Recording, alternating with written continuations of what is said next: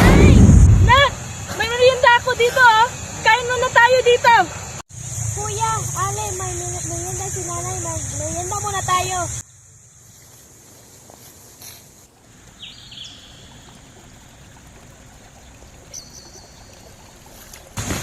Kumain muna kayo dito sa dala ko oh! Chang, malapit ka pa na eleksyon. Oo nga, Nay. Malapit na pala ang darating na eleksyon. Kaya nga no, dapat ngayong eleksyon, piliin natin yung tapat at totoo para hindi tayo magsisi.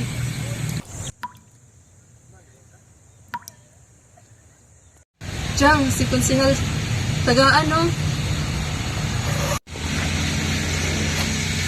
Magandang araw po sa inyo. Ano po wala kayo dito, Konsehal?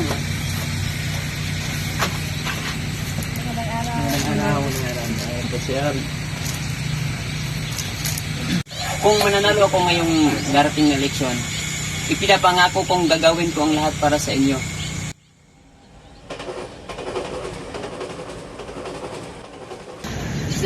Sir!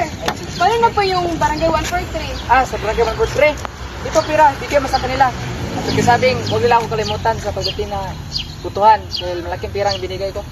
Pagkasabing, Okay po, sir. mayroon ba akong magpadating lakad? Magandang araw sa inyo lahat.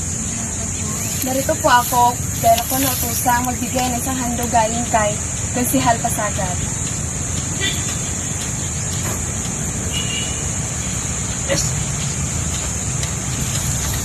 Sensya na po, hindi po kami tumatanggap ng pera.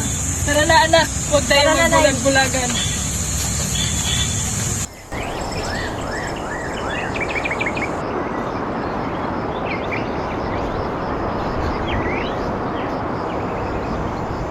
Nay! Last month pala may pabigay na 5K at bigas si President. Asan? Nandun kay Konsehal Pasagad. Nakatanggap pa kayo ng pera at bigas galing kay Konsehal Pasagad? Hindi. Hindi. Sabi ko na nga ba eh.